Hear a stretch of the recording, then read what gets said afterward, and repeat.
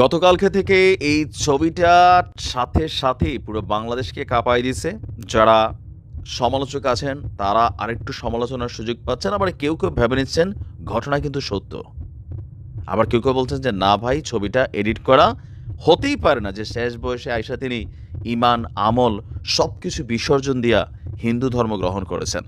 ভারতের গণমাধ্যমগুলো, ভারতের মিডিয়া প্ল্যাটফর্মগুলো বা ইনফ্লুয়েন্সাররা এই জিনিসটাকে আরও কয়েক গুণ আমজনতার কাছে বিশ্বাস করার জন্য তারা কিন্তু নানান ধরনের ভিডিও বানাচ্ছেন।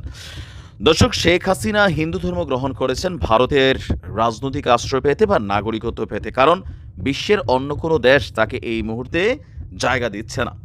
এমন ধরনের নানান ক্যাপশনে নিউজটাকে ভাইরাল করা হয়েছে। যে একটা ছবি যেটা আপনার স্টুডেন্ট এক অংশে দেখেছেন যে শেখ হাসিনা কি হিন্দু ধর্ম গ্রহণ করেছেন আসলে। এবার আসুন আমরা দেখি ঘটনাটা কি।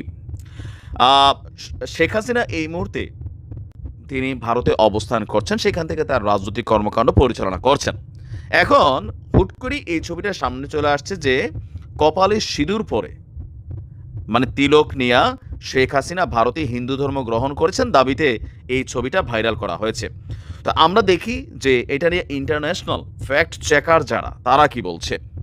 ফ্যাক্ট চেক করেছে এই ছবিটা নিয়ে যুক্তরাজ্য ভিত্তিক ভারতীয় ফ্যাক্ট চেক সংস্থা লজিক্যালি ফ্যাক্টস। ছবিটিতে দাবি করা হয়েছে যে একদল লোকের সাথে দাঁড়িয়ে আছেন শেখ হাসিনা, আর গেরুয়া পোশাক পরিহিত একজন হিন্দু পুরোহিত ভারতে তার কপালে তিলক আঁকে দিচ্ছেন।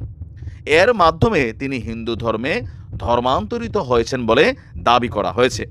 সামাজিক যোগাযোগ মাধ্যম ব্যবহারকারীরা ছবিটি শেয়ার করে ক্যাপশনে লিখেছেন, এটা আমাদের বাংলাদেশের যারা এনটি আওয়ামী লীগ, জামাত, বিএনপি বা অন্যান্য যারা, তারা এই কাজটা করছেন। হায়রে বুবু, যখন বাংলায় মুসলমান এবং হায়রে বুবু বাংলায় মুসলিম এবং হিন্দুস্তানি হিন্দু এবং কি নানান ধরনের বক্তব্য তারা দিয়ে যাচ্ছে, মুদিরে এই করছে সেই করছে। আচ্ছা, তো এই ছবিটির ফ্যাক্ট চেক নিয়ে এই লজিক্যাল যারা আছেন তারা বলছেন এই ছবিটা বেসিক্যালি এডিট করা। এই ছবিটি মূল ছবিটি হচ্ছে 2022 সালের সেপ্টেম্বর মাসের। তো এখানে আসলে মূল ছবিটা কি ছিল বলা হয়েছে, ভারতের বিরোধী রাজনৈতিক দল কংগ্রেসের নেতা রাহুল গান্ধী আপনার কেরালা সফরে গিয়েছিলেন। সেই কেরালা সফরের সময় তার কপালে তাকে মানে সেখানে রিসিপশন করেছিল একদল পুরোহিত, আর তারা ওই রাহুল গান্ধীর কপালে একটা তিলক এঁকে দিয়েছিলেন। সেই তিলক আঁকা রাহুল গান্ধীর ছবিটাকে সরাই দিয়া সেখানে শেখ হাসিনাকে বসানো হয়েছে। আপনার বলা হচ্ছে যে রিভার্স ইমেজ অনুসন্ধানে 2022 সালের 14 সেপ্টেম্বরে ভারতীয় বার্তা সংস্থা এএনআই এর একটি পোস্ট পাওয়া যায়। এএনআই এর পোস্ট আর্কাইভে আপনার দেখা যাবে এই ছবিটা, যেটা আমিও আপনাদের সামনে তুলে এনেছি। সেই ছবিতে রাহুল গান্ধীর ছবিটাকে সরাইয়া সেম টু সেম শুধু শেখ হাসিনার ছবিটা বসিয়ে দেওয়া হয়েছে।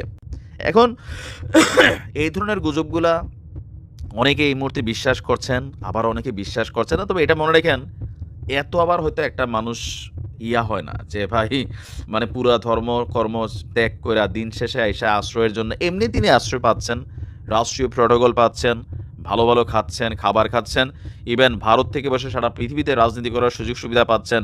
তো সেইখানে তিনি কেন হিন্দু ধর্ম গ্রহণ করবেন? এই ধরনের প্রচার প্রোপাগান্ডাগুলা যারা করেন, যারা শেয়ার টেয়ার করেন, ছড়ান, নিজেদেরই ওজন নষ্ট করেন। ভালো থাকুন।